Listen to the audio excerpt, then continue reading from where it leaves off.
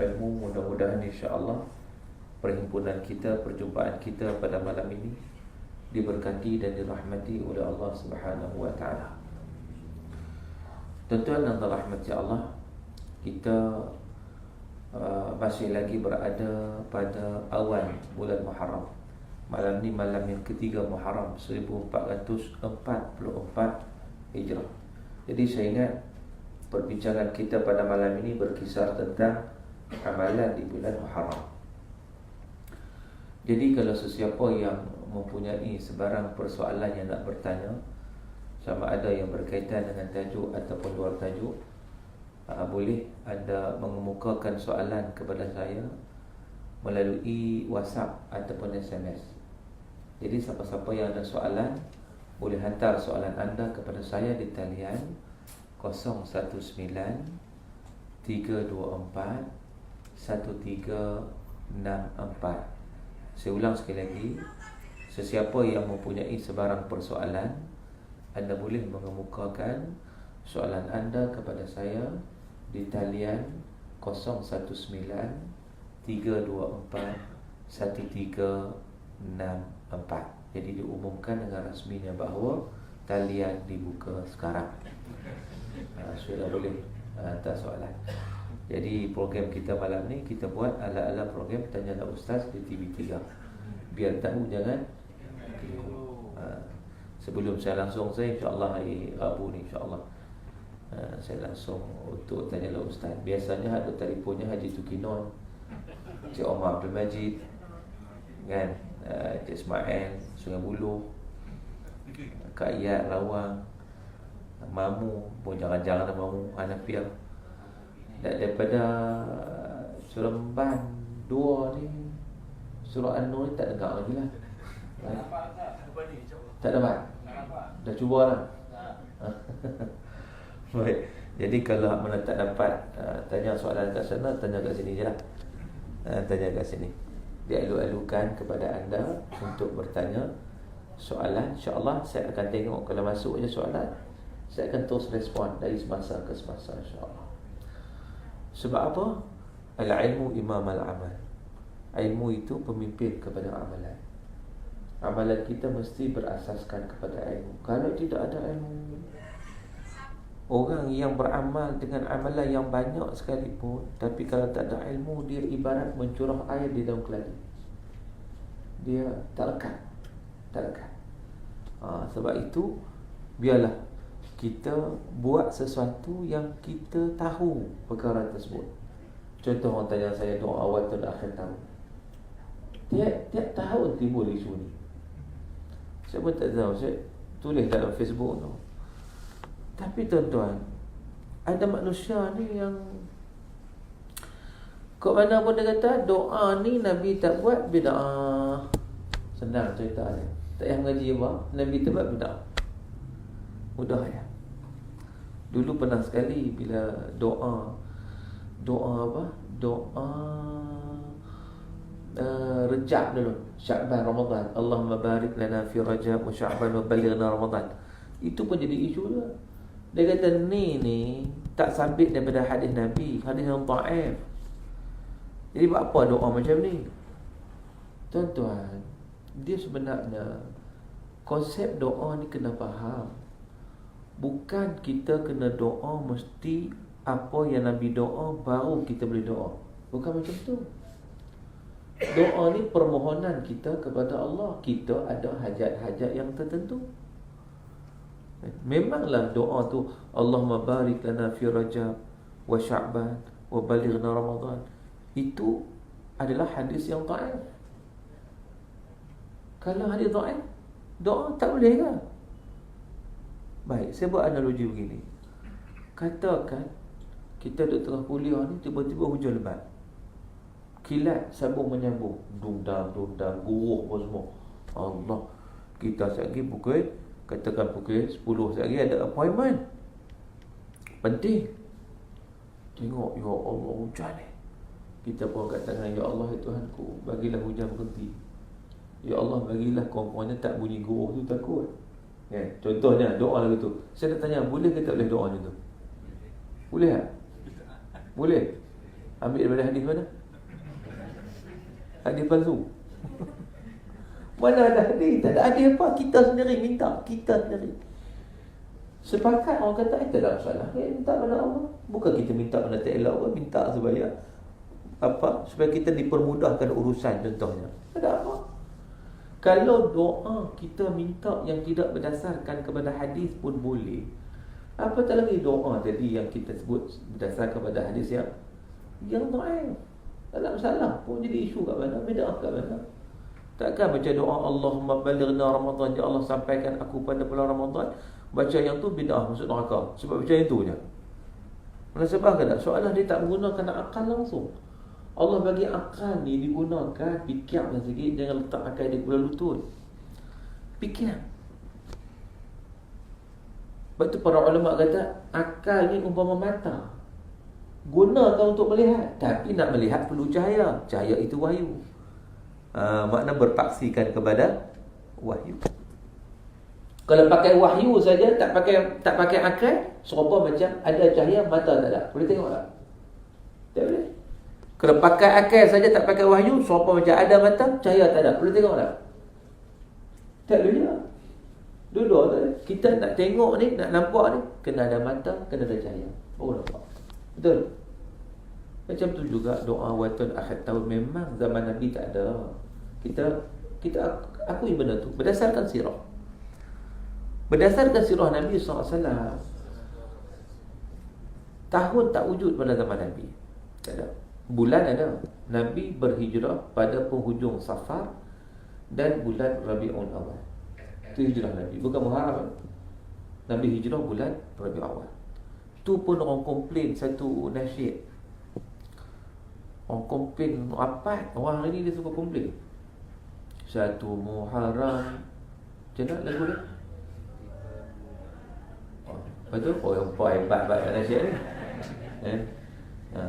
Betul? Perkiraan tahun Islam hijrah, perpindahan Nabi dan umat Islam dari kota Mekah ke kota Madinah. Okey, kita mau tengok. Ada orang tanya saya, Ustaz, ni salah ni. Ni salah ni. Adakah satu Muharram perpindahan Nabi dan umat Islam dari kota Mekah ke kota Madinah? Kita belajar sirah Nabi. Nabi hijrah bulan apa? Rabiul Awal. Nabi sampai dia Quba pada 8 Rabiul Awal. Nabi bina masjid situ yang nama dia Masjid Quba. Masjid yang pertama dibina. La masjidun usisa ala taqwa. Masjid yang dibina di atas taqwa. Sebab tu kalau orang pergi Madinah, jangan lupa untuk pergi Masjid Quba ni. Nabi kata, siapa yang berwuduk dengan sempurna, pergi Masjid Quba, solat 2 rakaat, dia dapat pahala 1 umrah. Sebab tu Nabi ketika mana berada di Madinah, tiap-tiap hari Sabtu Nabi akan pergi ke Masjid Quba. Masjid pertama Nabi bina, mesti ada kenangannya yang sangat-sangat memberi makna. Bila Nabi bina ni? 8 Rabiul Awal, masa peristiwa hijrah. Kemudian 4 hari Nabi duduk di Quba. Nanti orang duduk tengah balik haji ni tuan, lepas ni dah boleh dah buka untuk pergi umrah. Boleh lah kalau nak pergi Quba, tengok kita nak solat kan? Kita nak ambil pahala. Ni orang pergi Quba pergi juga, tapi pergi buat apa? Pergi beli barang, beli kurma dekat luar masjid. Sebab murah sikit daripada tempat lain. Itu jadi masalah. Jadi insyaAllah nanti ada kelapangan, kalau tuan-tuan nak pergi, beritahu saya. Dan saya buat package juga, package untuk umrah kan, untuk Turki dan sebagainya. Saya nak pergi juga insyaAllah, yang terdekat ni nak pergi juga.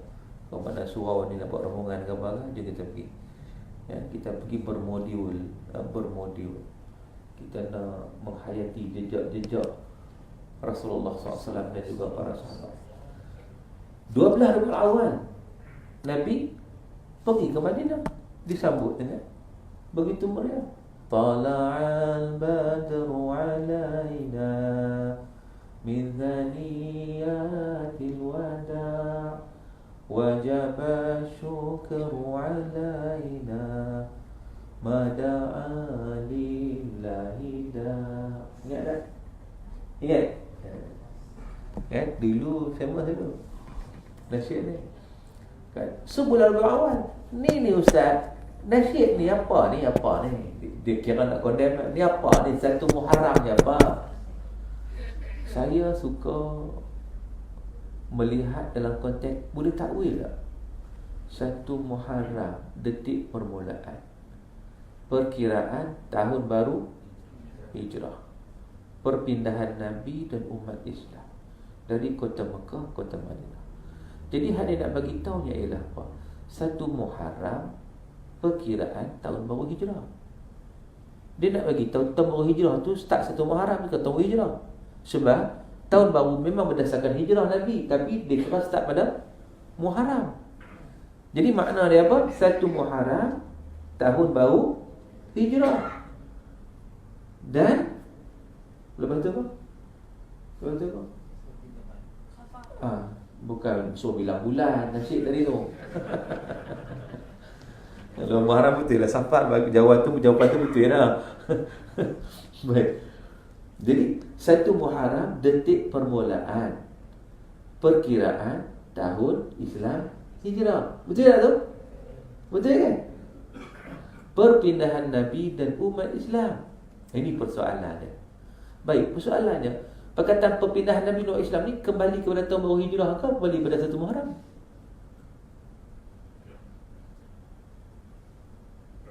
Perpindahan Nabi tu dia perkataan tu kembali kepada satu Muharram ke kembali pada Hijrah tadi?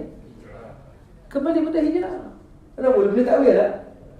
Sebab dia bahasa lirik ni, dia bahasa sajak, dia bahasa puitis. Dia tak sebut betul-betul clear satu dah. Nampak tak? Jadi maknanya detik permulaan perpindahan Nabi dan umat Islam bukan balik kepada Muharram dah. Dia balik kepada Hijrah itu. Makna tahun satu Muharram, detik permulaan perkiraan tahun baru Hijrah. Ya, memang tahun baru Hijrah dikira start satu Muharram. Okey, start satu Muharram. Perpindahan Nabi start satu Muharram, perkiraan tahun Hijrah itu.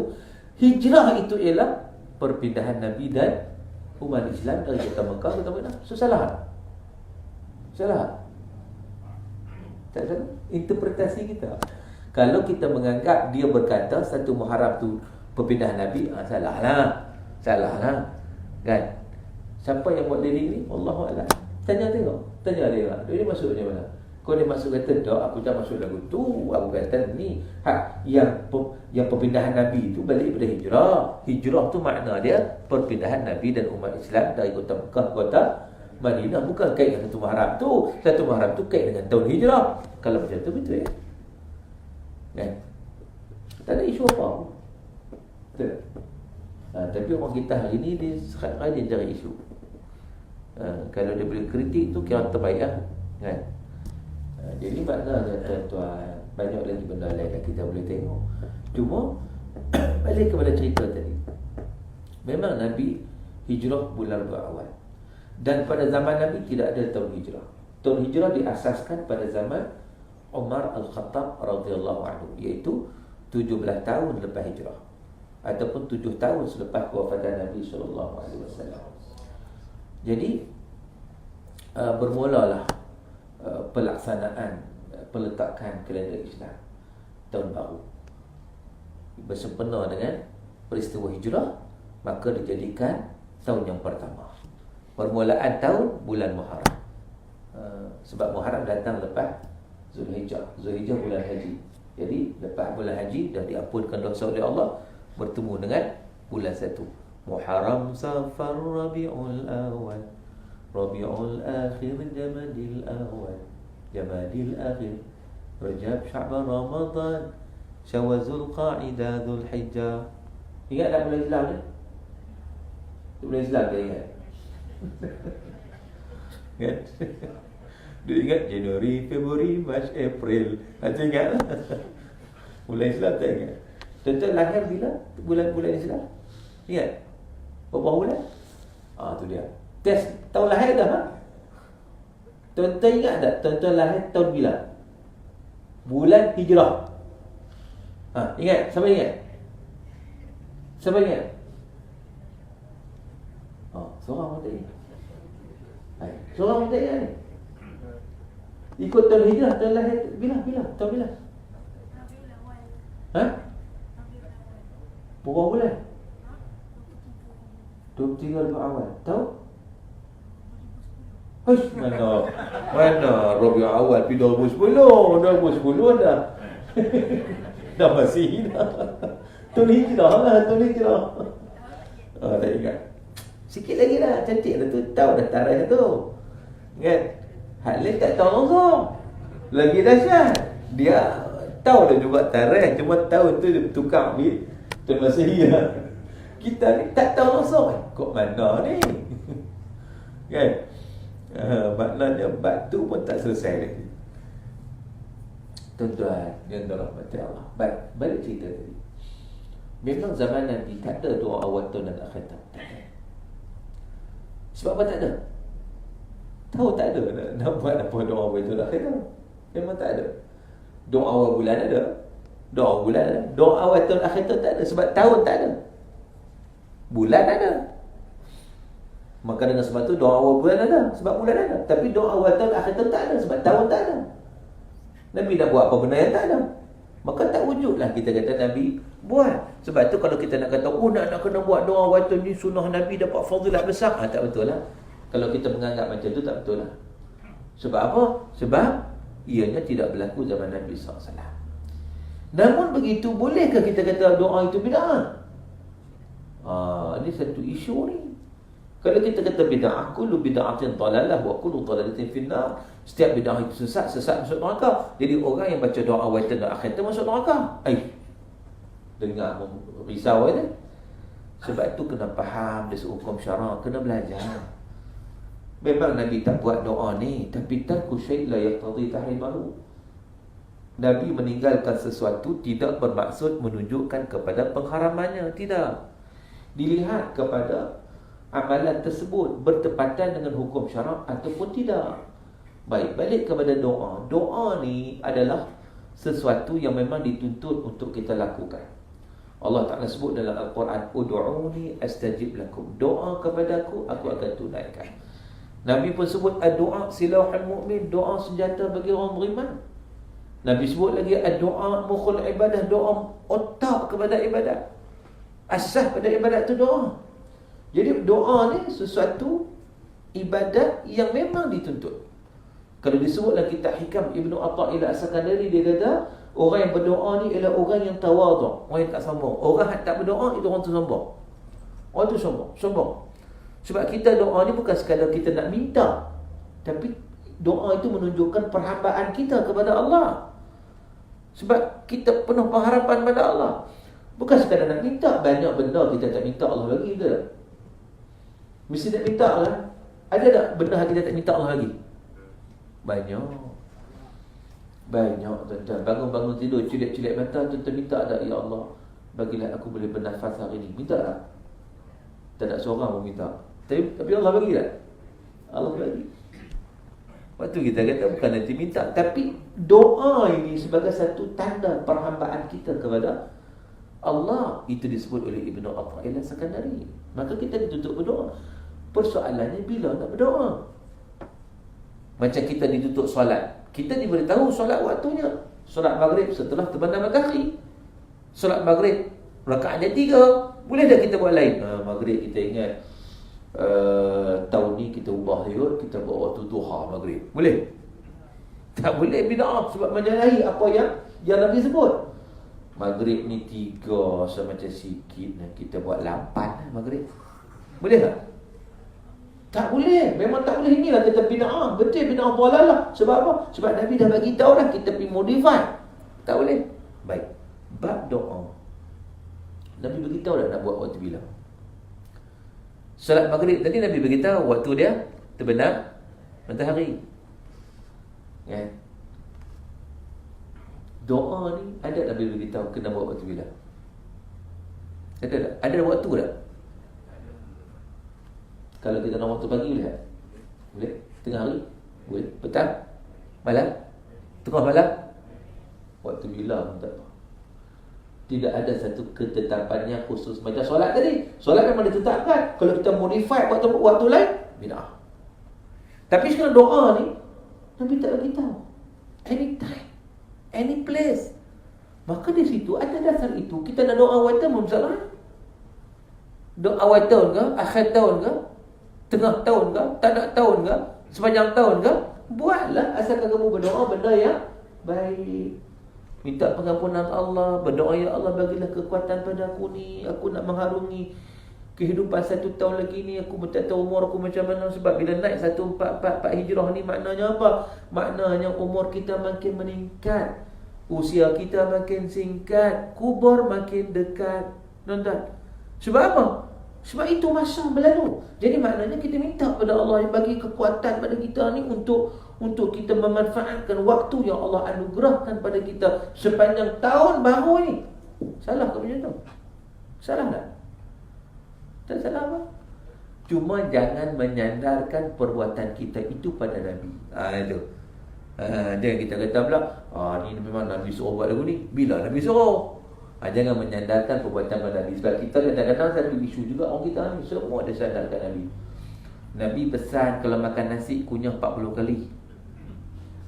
Pertama, bila Nabi makan nasi? Nabi makan nasi kan? Di sebenarnya tanah Arab pada waktu dulu tu ada tak beras? Ada tak penanaman padi? Ada tak? Tak ada. Yang ada gandum, bali, kurma, apa, anggur. Mana ada nasi? Tak ada. Nasi tempat kita. Gandum ada. Lepas tu Nabi makan roti, Nabi makan kurma. So apa kena-mena Nabi sandar kat Nabi makan nasi kunyah 40 kali pula? Tak kena-mena. Nabi makan kurma, kunyah 40 kali, jadi jus kurma. Dia cair dalam mulut tu. Tuan-tuan, jadi maknanya itu adalah petua orang tua-tua. Betul pun, nasi ni dia berat. Kalau kita makan, dia nak hadam tu makan berjam-jam. Tambah-tambah kalau kita kunyah tu tak lumat betul-betul. Jadi orang tua-tua pesan, kunyah 40 kali nasi tu, jadi dia betul-betul elok, dah lumat, dah apa semua, baru telan. Betul dah? Betul. Itu dah suruh kesihatan, betul. Tapi jangan duk sandar kat Nabi. Ni sikit-sikit sandar kat Nabi, sikit-sikit sandar kat Nabi. Kan? Bubur Ashura pun sunnah Nabi, dia kata. Bila masa Nabi makan bubur Ashura? Nak buat bubur Ashura, buatlah. Itu makanan, tak ada masalah nak buat. Jadi kita jadi pening. Ada yang terus pergi sandar kat Nabi, ada pula terus bidah. Lah bubur Ashura pun bidah juga. Mereka mana bidah bubur Ashura ni? Nabi tak makan, Nabi tak buat. Simple calculation kalau macam tu. Nabi tak buat je bidah. Kalau begitu, bukan cakap bubur Ashura Nabi tak makan, roti canai Nabi tak makan. Roti canai, murtabak, roti bom, roti canai sarang burung, laksa sarang, mi rebui. Kan? Nabi makan ni? Nabi makan tak? Nabi memang makan. Kalau begitu, benda makan ni dia bukan ibadat pun, dia benda adat. Dia masuk kategori adat. Al-aslu fil adat al-ibahah. Asal dalam perkara adat itu harus. Itu. Jadi, hak ibadat kat mana? Kulu mimma fil ardi halalan tayyibah. Hak tu ibadat. Makan halal dan baik. Itu kewajipan. Adapun nak makan apa? Makanlah ikut adat kamu lah. Adat kita makan apa? Makan nasi, bubuk sora, dodoi kita makan, ketupat, lemak. Arab tak makan benda ni. Dia tengok terkejut daripada dia ni kata ni. Kan? Dia tak tahu. Dia makan benda lain pula. Dia makan hummus, dia makan sambusa, dia makan qataif, dia makan shawarma, Fattush dia makan. Kan? Pernah makan dengan suara Arab tak? Kan? Saya ingat dulu saya nak cari suara Arab cukup susah. Waktu saya balik dari Timur Tengah dulu, nak cari ada satu je tempat di Kampung Baru. Satu je. Tu pun ditumpang di kedai Indonesia. Satu-satunya kedai Arab. Seluruh KL tak ada. Bayangkan waktu tu. Lama lah cerita ni. Sampai saya nak makan apa? Shawarma. Saya ingat lagi nama dia Taufik. Arab tu, Arab Syria. Taufik. Dibuka, dia ada satu stall kecil tumpang di kedai Indonesia. Itu satu-satunya. Lepas tu lah dibuka di mana? Di Ampang, kawasan perumahan. Lot-lot banglo. Lepas tu pakai baju dibuka. Itulah Mat'am Rausyah di Kampung Pandan. Kemudian lepas satu lah ni merata tempat. Yang kata surah Arab ni macam-macam. Nasi mandi, tak payah mandi dah, bukan nasi mandi kan. Dan dengan hanis punya, dengan kapsak punya, dengan macam-macam. Dulu tak ada kan. Kawan saya ingat lagi, dia datang ke sini, dia ziarah saya lah, baru habis mengaji dia datang. Payah nak cari nak makan makanan. Makan Melayu semua pedas, dia tak boleh makan. Sos pun pedas, semua pedas. Kalau main nogori ni pula asap, memang pensan lepas makan. Semua pedas, dia tak boleh makan. Sos cili tu dia kata pedas, dia kata apa? Memang tak boleh makan pedas langsung. Masa tu lah, nak cari restoran Arab tak ada. Bab makan ni tuan-tuan ni tak ada isu, asalkan halal. Setiap bangsa dia ada makanan dia. Cina dia ada kek bulan, moon cake. Moon cake boleh makan tak? Boleh tak? Boleh kalau nak cakap halal. Perang halal jakif, maknanya memang halal. Okey, boleh tak? Dulu orang tak boleh makan sebab apa? Sebab tak halal. Tak ada buah apa-apa, tak tahu lah kan? Tak boleh makan lah sebab tak halal. Bukan kerana moon cake tu, tapi kerana kandungan dia tidak halal. Sekarang ni saya tengok tadi ada satu tempat kan, supermarket tadi. Pak, cok halal tuna besar. Halal jakimnya dekat bungkit ni. Mana okey lah tu. Mana bahan-bahan sebab okey boleh makan. Bubur Asyura macam tu lah juga. Nak tengok boleh makan. Kenapa dia tak ada kaitan dengan bidah. Nak tengok boleh makan ke tak, tengok dia ni halal ataupun tidak. Tu je. Orang kita halal insya-Allah. Orang kita dia buat cara ni buat ikut versi negeri. Negeri Sembilan saya tak tahu bagaimana. Kalau belah timur dia guna rempah, belah Johor dia guna beras. Kalau belah utara dia guna kacang, jagung. Kan? Negeri ni dia guna macam mana? Buah sorang. Macam buah lambuk lah. Sebiji macam buah lambuk. Tak ada buah sorang, dia buah lambuk ni. Kalau utara dia jadi keras, dia jadi macam pengat boleh potong. Macam apa? Yang kuih talam kan, macam kuih talam. Dia jadi macam tu, dia boleh potong-potong gitu. Gitu. Dia versi macam-macam. Ikut negeri lah, ikut negeri tak apa. Itu inovasi. Bab makan dan inovasi macam mana pun tak apa. Yang tak boleh buat inovasi ni bab agama. Modified bab agama tak boleh. Tapi bab makan ni buatlah inovasi macam mana, asalkan halal dan tayyibah. Tak ada masalah. Ada orang kata kat saya, Ustaz, sebenarnya Ustaz tahu tak asal usul bubur sorang main mana? Saya kata saya tak tahu. Asal usul dia daripada Syiah, Ustaz tahu tak? Syiah ni dia merayakan Karbala bila 10 Muharram Asyura kan. Syiah kan dia buat benda bid'ah. Dia pukul badan dia gedung kan. Pasal nak? Tentang sini ada Syiah apa?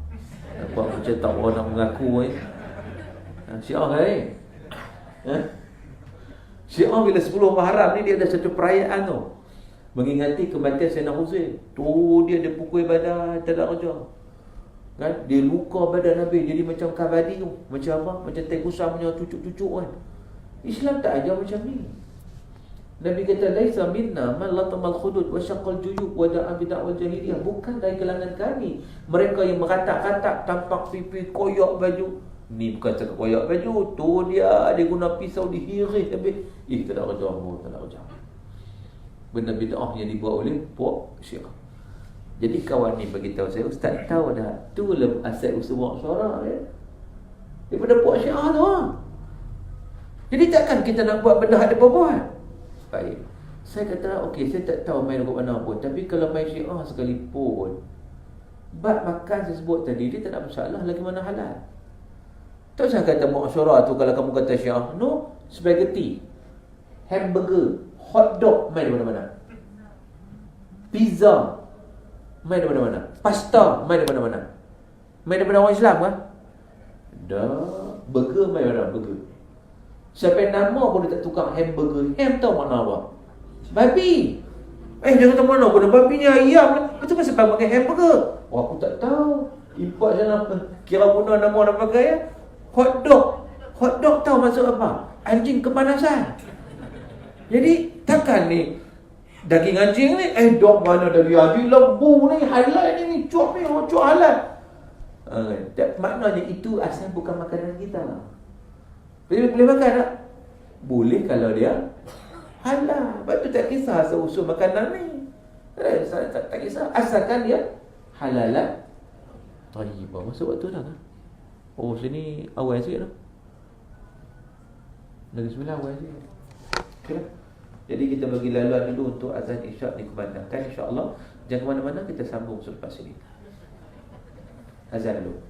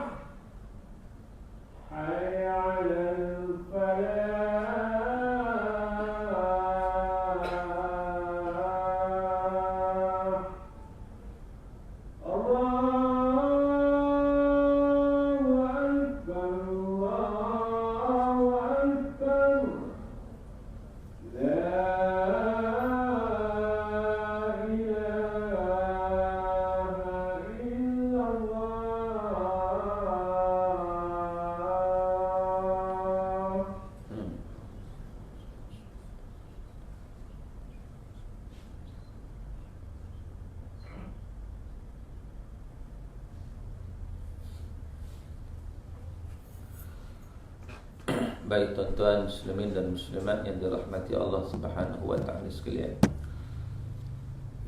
Disambung perbincangan kita. Bulan Muharram ni tuan-tuan, dia termasuk dalam bulan-bulan haram. Minha arba'atun hurum. Bulan yang dimuliakan oleh Allah. Jadi antara perkara amalan yang kita boleh buat sunat berpuasa lah pada bulan Muharram, terutamanya pada 9 dan 10, Tasu'a dan Ashura, 9 dan 10 Muharram. Dan ia merupakan amalan Nabi SAW, terutama pada 10 Muharram. Nabi SAW ketika mana Nabi berpuasa Ashura ni, 10 Muharram, sejak daripada zaman Mekah lagi, Nabi meneruskan puasa Nabi semasa Nabi berhijrah ke Madinah. Walaupun selepas kefarduan puasa Ramadan, maknanya puasa Ashura ini Nabi teruskan sebagai satu puasa sunat. Satu ketika Nabi SAW melihat golongan Yahudi turut berpuasa pada 10 Muharram. Nabi pun bertanya kepada mereka, mengikut riwayat daripada Ibn Abbas radhiyallahu anhu, mengapa kamu berpuasa pada hari ini? Maka Yahudi menyatakan, sebenarnya kami berpuasa pada hari ini kerana kami mengenal sejarah yang berlaku pada 10 Muharram, iaitu Nabi Musa dan Bani Israel diselamatkan oleh Allah daripada kekejaman Fir'aun, di mana Fir'aun ditenggelamkan dalam Laut Merah pada 10 Muharram. Jadi kami pun nak kenanglah Bani Israel yang selamat daripada kekejaman Fir'aun, maka kami mau berpuasa. Lalu Nabi SAW menyatakan, nahnu ahaqqu bi Musa minkum, kami lebih berhak kami orang Islam lebih berhak dengan Nabi Musa daripada kamu. Kerana orang Yahudi ini mereka sebut saja mereka menyanjung para anbiya, tapi sebenarnya mereka tidak. Bahkan Nabi Musa pun mereka lawan, mereka tak terima. Walaupun Nabi Musa selamatkan mereka daripada kekejaman Firaun, lepas pada tu bila Nabi Musa ajak berjihad, dia berkata kamu pergilah, kami tak mau pergi. Selamanya mereka menolak ajakan ataupun dakwah yang dilakukan oleh Nabi Musa AS. Nabi SAW tuan-tuan tak suka bila ada persamaan dengan Yahudi. Oleh kerana Nabi dapati Yahudi juga berpuasa pada 10 Muharram, Nabi menyatakan pada para sahabat, kalau begitu kita puasa satu lagi 9 Muharram, dipanggil Tasu'a. Maka dengan sebab itu sunat kepada kita untuk kita berpuasa Tasu'a dan Ashura secara khusus sebagaimana yang disabdakan oleh Nabi SAW.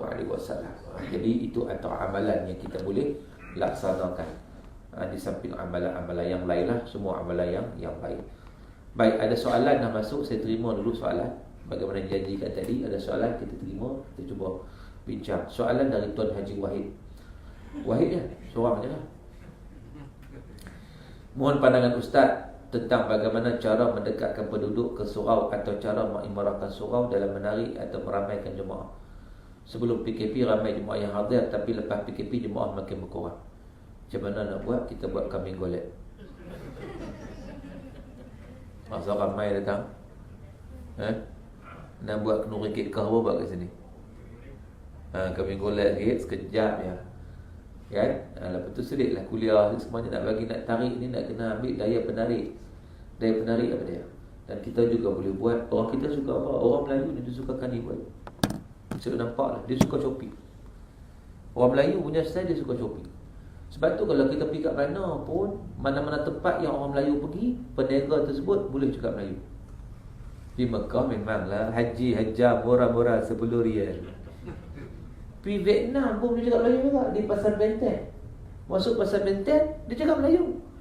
Abang, beli abang. Tu dia, dia terkejut. Orang Vietnam. Pasal apa? Pasal orang Melayu duk beli ke situ. Kita pergi Turki, dekat bazar, Grand Bazar, pergi kat kedai kapek. Apa khabar? Loh, boleh cakap Melayu lah. Banyak orang Melayu pergi situ. Orang Melayu ni dia suka membeli.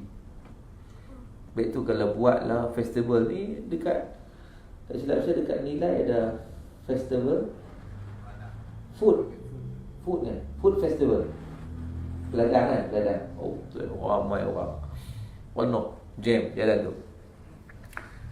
Orang kita suka begitu. Mungkin juga di atas kesukaan itu kita boleh buat juga jamuan makan, kan? Karnival makan. Tapi kena sembahyang lah. Dekat surau tak kata sembahyang, kan? Jadi bila waktu sembahyang orang banknya kedai tutup, mari solat dulu. Kita mau pula buat macam di Mekah Madinah tu kan. Bila waktu solat ya turun mai, tutup sekejap, lepas tu sambung. Tapi itu boleh menarik lah. Itu sebagai contoh lah. Tuan-tuan lebih tahu masyarakat di sini. Sebenarnya orang di sini lebih tahu macam mana masyarakat di sini, apa kecenderungan orang sini. Mungkin boleh gunakan aspek itu untuk tarik balik orang. Sebab kita hanya boleh mengajak. Nak bagi hidayah bukan kita itu kita kena ingat. Kita boleh usaha aja. Hidayah milik Allah SWT. So jangan berputus asa. Nabi Nuh tuan-tuan dakwah berapa tahun? 950 tahun.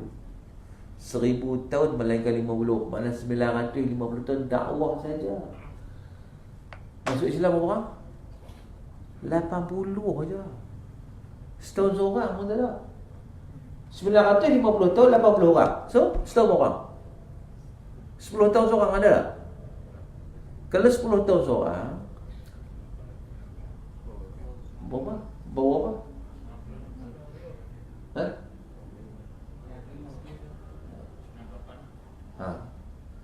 Maknanya kalau kita tengok 950 tahun 80 orang. Saya kalau mau kuliah sini, tengok-tengok ada 2 orang je, saya tak main dah. Putus asa kita. Hak 2 tu pula dah main duk lena. Angin pus-pus kan? Macam-macam ada penyakit lah ni kan. Penyakit macam-macam. Sebab tu saya tak marah orang saya nak diri, saya tak marah. Hak banyak saya nak tu penyakit banyak tu. Dia angin satu macam badan. Sebab tu kadang-kadang badan kita ni kita kena ada suplemen yang kita makan. Buat macam mana kita hari ni, dunia hari ni, kita menghadapi bab makanan macam food festival tadi. Kebanyakan makanan macam fast food lah. Kita nak buat macam mana? Kalau kita nak buat macam orang dulu senang, tanah luar, belah ikan sendiri, tanam pokok sendiri, semua sendiri. Lah nak buat macam mana? Akhirnya kita racun banyak. Sebab tu kanser banyak sekarang. Sebab apa kanser banyak? Sebab daripada faktor pemakanan. Kecil mana banyak? Kecil orang lagi ramai. Jadi ada solat jenazah tadi, Zuhur tadi, umur 42 43, kecil manis. Budak bagus, orang bagus, orang masjid semua.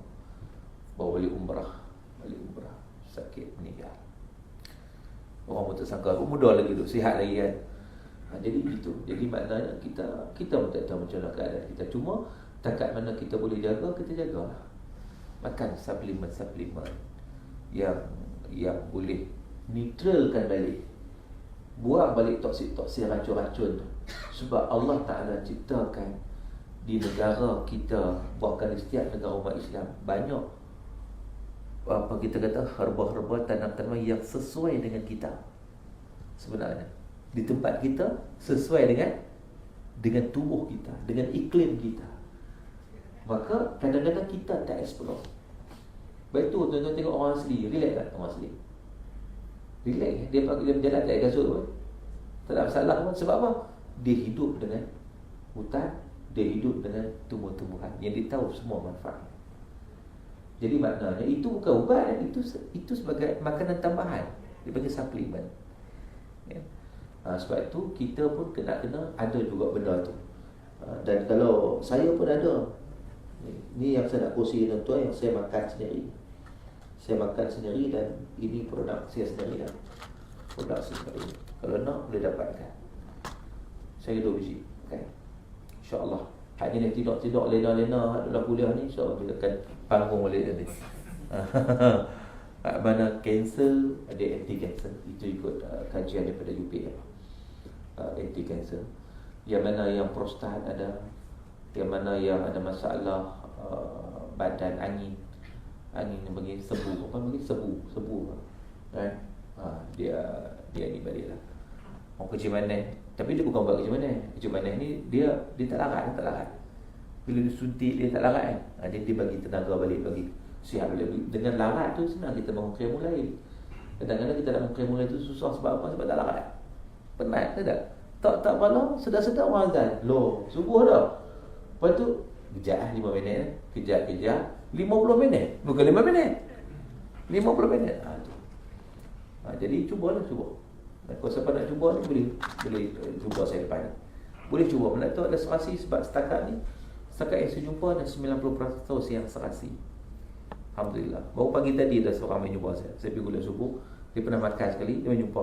Alhamdulillah Ustaz, hari tu saya nak sembahyang pun main pening kepala, dia pinau-pinau. Ni sakit kepala, angin banyak. Lepas makan dia angin keluar perak, dia kata lega. Nanti dia main cari pula tu. Jadi maknanya itu herba orang kita, mak kita yang tak pandai nak menilai. Soalan, amalan seperti solat taubat, solat tahajud, solat hajat yang dibuat di sepertiga malam terakhir itu, mana lebih afdal buat di rumah atau jika hadir awal ke masjid surau, kita buat di masjid atau surau? Baik. Kalau kita seorang-seorang, kita bangun, kita buat di rumah dulu. Solat sunat ni elok buat di rumah. Kecuali kalau masjid tak ada orang, elok kita buat di masjid seorang-seorang. Tapi kalau masjid ramai orang, maka sunat kita buat di rumah dulu. Sebab bila orang tengok kita buat lagi cantik lah, takut ada riak kat situ. Sedangkan kita nak latih